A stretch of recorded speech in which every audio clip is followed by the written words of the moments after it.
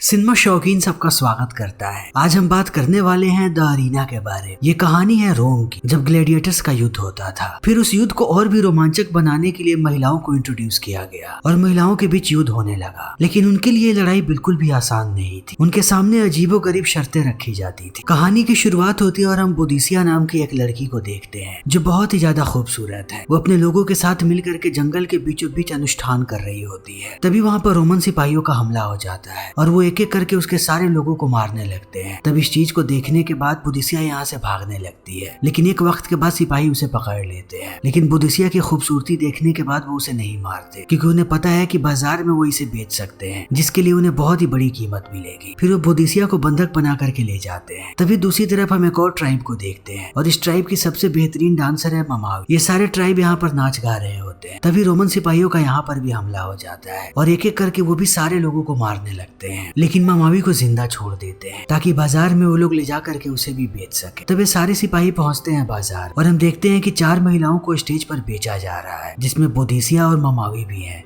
और उनके अलावा यहाँ पर 2 और लड़कियां हैं जिनका नाम है डियाड्रा और लिविया। फिर जल्दी ही इनकी बोली लगनी शुरू हो जाती है। तभी हम एक आदमी को देखते हैं जिसका नाम है प्रीशियम। वो सबसे ज्यादा बोली लगाता है इन लड़की पे और वो एक साथ चारों के चारों लड़कियों को खरीदना चाहता है। और ऑक्शनर जैसे ही इतनी बड़ी बोली को सुनता है वो चारों को इसे सौंप देता है। फिर प्रीशियम इन्हें लेकर के निकल पड़ता है अपने महल की तरफ और बहुत दिनों का सफर तय करने के बाद ये लोग पहुंचते हैं उसके आलीशान महल में। तभी हम प्रीशियम की रखेल को देखते हैं जिसका नाम है कॉर्नेलिया। तब वो कॉर्नेलिया को कहता है कि इन्हें इनका काम समझा। फिर कॉर्नेलिया इन चारों लड़कियों के पास आती है और इनसे इनका नाम पूछना शुरू कर देती है। तब डियाड्रा और लिविया वो कॉर्नेलिया को झट से अपना नाम बता देती हैं, लेकिन बोदिसिया नाम नहीं बताती और वो ऐसे ही चुप रहती है। तब कॉर्नेलिया गुस्सा हो जाती है और चैन निकाल करके पीटना शुरू कर देती है बोदिसिया को। तब बोदिसिया को अपना नाम बताना पड़ता है। फिर कॉर्नेलिया पहुंचती है ममावी के पास और उससे उसका नाम पूछती है। तब ममावी भी अपना नाम बता देती है और कॉर्नेलिया कहती है कि अब तुम लोगों को तैयार करने का वक्त आ चुका है, सब लोग अपने अपने कपड़े उतार। तब इस बात को सुनने के बाद ये चारों लड़कियां डर जाती हैं और कहती हैं कि हम अपने कपड़े नहीं उतारेंगे। तब कॉर्नेलिया कहती है कि मैं आखिरी बार पूछ रही, फिर भी ये लड़कियां नहीं मानती। तब वो बाहर से 2 आदमियों को बुलाती है जो इनके कपड़े फाड़ देते हैं। तब कॉर्नेलिया इन्हें बताती है कि तुम लोगों का काम है कि यहाँ के मेहमानों का मनोरंजन, जब तक वो खुश रहेंगे तब तक हम तुम लोगों को भी खुश रखें। तब इन चारों लड़कियों को तैयार किया जाता है और कॉर्नेलिया इन्हें लेकर के जाती है अरीना। तभी इनकी नजर पड़ती है ग्लैडिएटर पे जिसके पेट के अंदर तलवार घुसा हुआ है और वो अपनी आखिरी सांसें ले रहा है। ये मंजर बहुत ही भयानक होता है। जैसे ही चारों लड़कियां इस मंजर को देखती हैं उनकी रूह कांप जाती है। तब बोदिसिया भागती हुई पहुंचती है उस मरते हुए ग्लैडिएटर के पास और यहीं पर वो ग्लैडिएटर खड़ा है जिसने इसे मारा है। इस ग्लैडिएटर का नाम है टिमार्कस। बोदिसिया जैसे उसे देखती है उसे कोसने लगती है कि तुम एक इंसान की हत्या कैसे कर सकते हो। तब टिमार्कस कहता है कि यहाँ का यही नियम है, जब लड़ाई की शुरुआत होती है तब 2 में से एक ग्लैडिएटर को मरना पड़ता है, तभी ये युद्ध खत्म होता है। अगर मैं उसे नहीं मारता तो वो मुझे मार देता। तब इन बातों को सुनने के बाद बोदिसिया यहाँ के नियमों को समझने की कोशिश करती है। तभी शाम में बोदिसिया और ममावी को एक पिंजरे में बंद कर दिया जाता है और इन्हें लेकर के जाया जाता है यहाँ के सबसे बड़ी पार्टी, जिस पार्टी को होस्ट कर रहा है शहर का सबसे अमीर आदमी जिसका नाम है मार्कस। मार्कस जैसे ही ममावी को देखता है वो कहता है कि वो सबके लिए डांस करे। तब ममावी डांस करने लगती है और उसके डांस को देखने के बाद सारे लोग चकाचौंध हो जाते हैं। तभी दूसरी तरफ हम बोदिसिया को देखते हैं जो यहाँ के सारे लोगों को शराब पिला रही होती है। तब एक आदमी उसे छूने की कोशिश करता है और इस चीज को देखते ही बोदिसिया उसे पीटने लगती है। तब सारे लोग गुस्सा हो जाते हैं और बोदिसिया को अब सजा मिलने वाली है। तभी अगले दिन हम सारे ग्लैडिएटर्स को देखते हैं जिन्हें बताया जाता है कि यहाँ के खेल को और रोमांचक बनाना है, इसीलिए अब एक ग्लैडिएटर के खिलाफ 2 ग्लैडिएटर्स लड़े और इस नियम के तहत क्विंटस नाम के आदमी को साथी बना दिया जाता है टिमार्कस का। ये दोनों लड़ेंगे सेप्टिमस नाम के आदमी के खिलाफ। सेप्टिमस यहाँ का सबसे बड़ा ग्लैडिएटर है जो देखने में इनके दुगने साइज का है। तभी हम बाकी लड़कियों को देखते हैं जब सारे के सारे ग्लैडिएटर तैयारी कर रहे होते हैं तभी सारी लड़कियां यहाँ पर सफाई करती हैं। इसी बीच इन्हें पता लगता है कि जितने भी ग्लैडिएटर्स दूसरे दिन युद्ध करने वाले होते हैं उससे एक रात पहले इन लड़कियों को भेजा जाता है उनके कमरे ताकि वो उनके साथ इंटीमेट हो सके और जितनी भी नई लड़कियां आती हैं खास करके ग्लैडिएटर्स उन्हें ही चुनते हैं। ये सारी बातें इन्हें कॉर्नेलिया बता रही थी।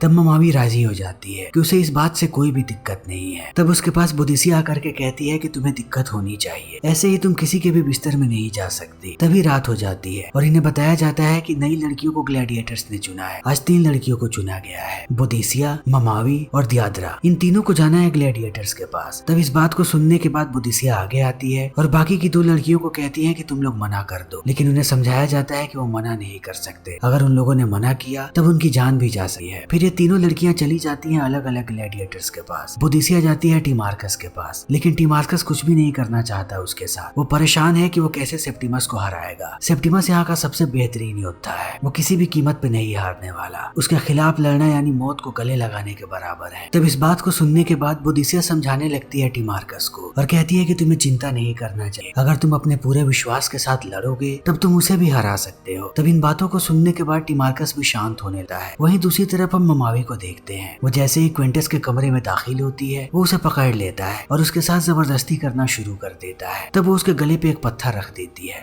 और मारने की धमकी देती है। फिर इस चीज को देखते ही क्विंटस रुक जाता है और ममावी कहती है कि इन लोगों ने तुम्हें जानवर बना दिया है। हम लोगों को हमेशा जानवर की तरह ट्रीट किया जाता है। क्या तुम जानवर बनना चाहते हो? और इतना कहने के बाद वो दोबारा थप्पड़ मारती है। तब क्विंटस मुस्कुराने लगा है और इस चीज को देखते ही ममावी उसे किस करती है और ये दोनों इंटीमेट हो जाते हैं। लेकिन जैसे ही सुबह होती है युद्ध की शुरुआत हो जाती है। तब हम सेप्टिमस के सामने क्विंटस और टीमार्कस को लड़ते हुए देखते हैं। ये दोनों अपनी पूरी कोशिश करते हैं, लेकिन सेप्टिमस एक बेहतरीन योद्धा है, उसके सामने कोई भी नहीं टिक सकता। वो इन पे भारी पड़ने लगता है और भीड़ में हम देखते हैं बोदिसिया और ममावी, वो लोग भी इस मैच को देख रहे हैं। तब सेप्टिमस सबसे पहले मारता है क्विंटस और उसके बाद वो टीमार्कस का भी काम तमाम कर देता है। इन दोनों ग्लैडिएटर्स की मृत्यु हो जाती है। तब थोड़े समय के बाद हम मार्कस को देखते हैं जो यहाँ के सारे बड़े लोगों के साथ बैठा होता है और ये लोग योजना बना रहे होते हैं कि आखिर ये लोग युद्ध को और रोमांचक कैसे बना सकते हैं, क्योंकि धीरे धीरे लोगों की रुचि खत्म होती जा रही है एक ही चीज देख देख के। उसी बीच हमारे सामने बावर्ची खाने का दृश्य आता है जहाँ पर सारी लड़कियां खाना पका रही होती है। तब हम ममावी को देखते हैं जो रोमन्स के खिलाफ बुरा भला कहती है और इस चीज को देखने के बाद लिविया नाम की एक लड़की गुस्सा हो जाती है और वो एक दूसरे को गालियां दे देते हैं। तब ममावी मारने जाती है उस औरत को और इस चीज को देखते ही बोदिसिया उसे रोकने लगती है, लेकिन ममावी बहुत ही ज्यादा गुस्से में है, वो उल्टा बोदिसिया पर ही हमला करती। तब इनके बीच घमासान लड़ाई होने लगती है और देखते ही देखते ये लड़ाई ऐसे ही बढ़ती जाती है। सारी लड़कियां आपस में लड़ रही होती हैं, वो किचन की ऐसी तैसी कर देती हैं। तभी यह खबर पहुंच जाती है मार्कस के पास कि किचन में सारी की सारी लड़कियां लड़ रही हैं, उन लोगों ने किचन की हालत खराब कर दी है। तब मार्कस भागता हुआ आता है किचन पास और इनको लड़ता हुआ देखने के बाद वो समझ जाता है कि वो भी लड़ाई को नहीं रुकवा सकता। तभी यहाँ पर सेप्टिमस आ जाता है और कहता है कि मैं अपनी प्रेमिका से मिलना चाहता हूँ। उसकी प्रेमिका का नाम है लुसियाना। तब मार्कस उसे कहता है कि इन लड़कियों ने तुम्हारे प्रेमिका को मार दिया।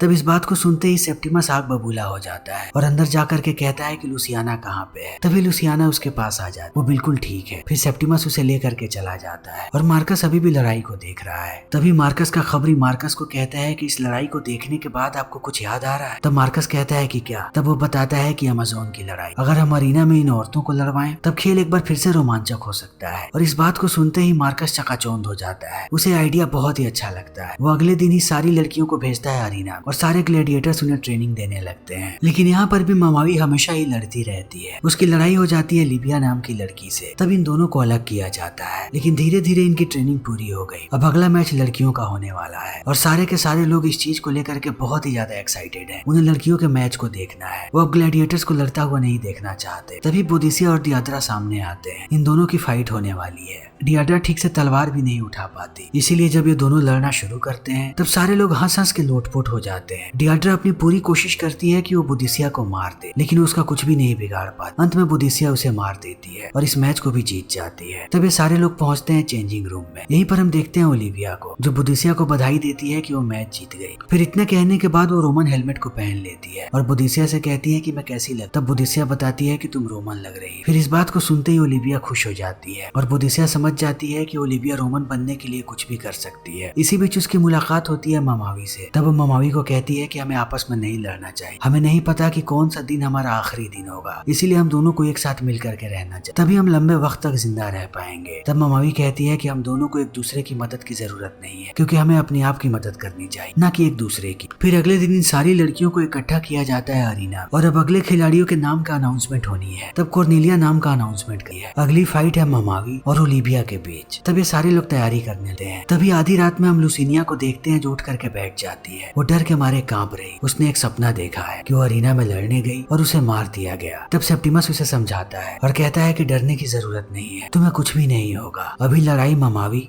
और ओलिविया के बीच है। तुम बिल्कुल सुरक्षित हो, अगर तुम्हें लड़ना भी पड़ा तब तुम जीत जाओगी। लेकिन लुसियाना के दिल में अब डर बैठ चुका है। तभी अगले दिन फाइट की शुरुआत हो जाती है। फिर ओलिविया और ममावी को लाया जाता है अरीना, और यहाँ का रिवाज है कि पहले खिलाड़ी अपने आप को इंट्रोड्यूस करते हैं। तब ममावी अपने बारे में बताती है कि वो कहाँ की है। फिर जैसे ही ओलिविया की बारी आती है, वो अपना नाम बताने के बाद कहती है कि वो एक रोमन है। तब इस बात को सुनने के बाद पूरी जनता भड़क जाती है और कहती है कि एक रोम के निवासी को हम यहाँ पर नहीं लड़वा सकते, हमें अपने लोगों की मौत नहीं देगी, इसे जल्दी से जल्दी रिप्लेस किया जाए। तब मार्कस भी परेशान हो जाता है और खबर भिजवाता है कि जो भी लड़की अवेलेबल है उसे फाइट के लिए लाया जाए। तब कोई भी लड़की अवेलेबल नहीं, लुसिनिया को छोड़कर। तब लुसिनिया को लाया जाता है अरीना। फिर जैसे ही लड़ाई की शुरुआत होती है, हमें पता लगता है कि ममावी भारी पड़ रही है लुसिनिया पे, और अंत में वो उसके ऊपर भाला तान देती है। तब सारे लोग चिल्लाने लगते हैं कि इस लड़की को मार, लेकिन ममावी लुसिनिया को नहीं मारना चाहती। तब मार्कस गुस्सा हो जाता है और अपने आदमियों को तीर तैयार रखने के लिए कहता है। अगर ममावी ने लुसिनिया को नहीं मारा तब उसे मार दिया जाएगा। और दूसरी तरफ सेप्टिमस चिल्ला रहा होता है कि लुसिनिया को कोई भी ना मारे। इसी बीच ये लोग तीर चला देते हैं ममावी। तब ममावी को ना चाहते हुए भी लुसिनिया को मारना पड़ता है और वो इस मैच को जीत जाती है। लेकिन मैच के बाद जैसे ये सारे लोग वापस आते हैं, लड़कियां कोसने लगती हैं ओलिविया को कि तुम्हारे कारण लुसिनिया मारी गई है। लेकिन ओलिविया को इस बात से कोई फर्क नहीं पड़ता। ममावी बहुत ही ज्यादा दुखी है। तब बाकी ग्लैडिएटर उसे समझाते हैं कि धीरे धीरे तुम्हें इसकी आदत लग जाएगी, तुम्हें बस अपने मास्टर की सेवा करनी है। तब इस बात को सुनने के बाद बुदिसिया भड़क जाती है और कहती है कि तुम लोगों को गुलामी की आदत लग चुकी है, तुम लोगों ने गुलामों की तरह सोचना शुरू कर दिया है, तुम आजाद लोगों की तरह सोच ही नहीं सकते। तभी यहाँ पर कॉर्नेलिया आ जाती है और सबको शांत करवाती है। इसी बीच इन्हें बताया जाता है कि अगली फाइट किनके बीच होने वाली है। अगली फाइट होगी दो चैंपियंस के बीच,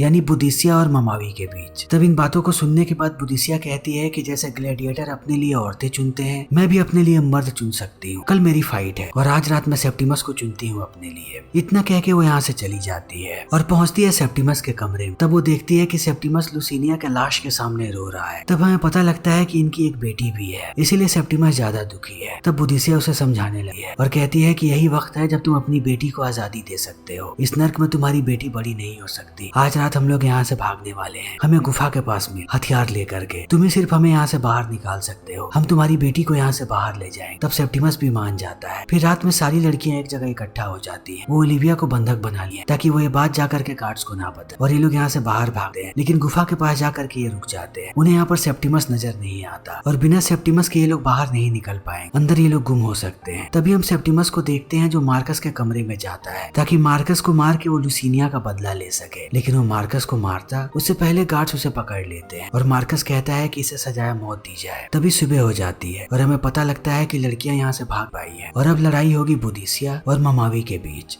ममावी को लगता है कि वो बुदिसिया को मार करके इस मैच को जीत जाए, वो लड़ने के लिए तैयार है। तब बुदिसिया उसे समझाती है और कहती है कि जीतने के बाद भी तुम आजाद नहीं हो पाओ, तुम इनके गुलाम ही रहो। लेकिन ममावी को इस बात से कोई फर्क नहीं पड़ता। तभी दूसरी तरफ हम सेप्टिमस को देखते हैं जिसे ये लोग मारने वाले हैं, लेकिन इन्हें पता है कि सेप्टिमस एक महान योद्धा है, इसीलिए यहाँ का जनरल उसे तलवार दे देता है ताकि सेप्टिमस अपनी जान खुद ले सके। और दूसरी तरफ बुदिसिया और ममावी के बीच लड़ाई शुरू हो जाती है। ये दोनों बहुत देर तक लड़ते रहते हैं, लेकिन अंत में ममावी भारी पड़ती है बुदिसिया पे। बुदिसिया नीचे गिर जाती है। तब मार्कस इशारा करता है कि वो मार दे बुदिसिया को। तब ममावी अपना भाला चला देती है, लेकिन हमें पता लगता है कि उसने भाले को जमीन पे मारा है। बुदिसिया अभी भी जिंदा है और इस चीज को देख करके अब मार्कस चौंक जाता है। तब ममावी चिल्ला करके कहती है कि हमें आजादी चाहिए, हम लोग तुम्हारे गुलाम नहीं है। फिर मार्कस जैसे इस बात को सुनता है, वो सबको कहता है कि इन्हें तीर से छल्ली कर, लेकिन वो लोग तीर चलाते उससे पहले 3 तीर आकर के लगते हैं मार्कस के सलाहकार। और हमें पता लगता है कि जितनी भी लड़कियां यहाँ पर गुलाम थी, वो सारी लड़कियां तीर और धनुष लेकर के यहाँ पर आ चुकी और वो एक एक करके मार्कस के सारे आदमियों को मार। तभी यहाँ पर डियाड्रे आ जाती है और मार्कस को धक्का दे देती है अरीना कर। मार्कस अब बुदिसिया और ममावी के सामने है। फिर वो उनसे अपनी जान की भीख मांगता है, लेकिन ये दोनों लड़कियां उसे मौत के घाट उतारी हैं और बाकी लड़कियां एक एक करके रोमन सिपाहियों को मार रही हैं। यहाँ के सारे लोग भी पागल हो गए हैं, वो सारे अमीर लोगों को मार रहे हैं। तब कॉर्नेलिया भी नीचे आ जाती है। इसी बीच सारे ग्लैडिएटर्स आ जाते हैं और वो भी लड़कियों के साथ मिलकर के लड़े हैं। कॉर्नेलिया जैसे ही मार्कस की लाश देखती है, वो तलवार लेकर के आगे बढ़ने लगती है मारने के लिए डियाड्रे को। उसी बीच ममावी उसका काम तमाम कर देती है और ये लड़ाई ऐसे ही बढ़ती जाती है। लेकिन एक वक्त के बाद ये सारी लड़कियां घोड़े पे सवार होती हैं और यहाँ से भागने की कोशिश करने लगती हैं, लेकिन अभी भी रोमन सिपाही इनके पीछे हैं। वो एक एक करके लड़कियों को मार रहे हैं। तब बची हुई लड़कियां भागने लगती हैं गुफा के रास्ते। इसी बीच रोमन सिपाहियों का मुखिया कहता है कि हमारे पास सिर्फ शाम तक का वक्त है, अगर शाम तक हमने उन सारी लड़कियों को मार नहीं गिराया तब कल हम उनके पीछे नहीं जा सकते। फिर बचे हुए सिपाही जाने लगते हैं लड़कियों के और एक वक्त के बाद उन्हें लड़कियां मिल भी जाती हैं, लेकिन ये लोग जम के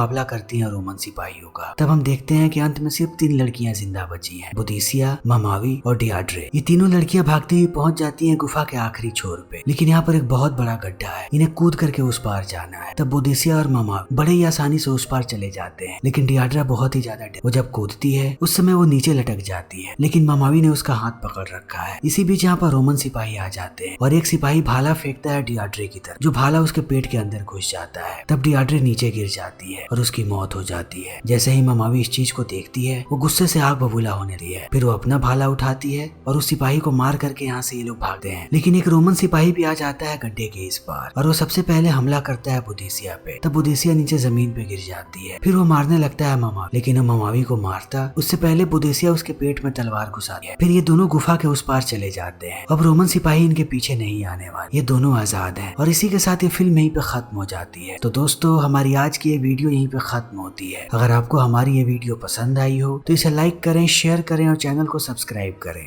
थैंक यू।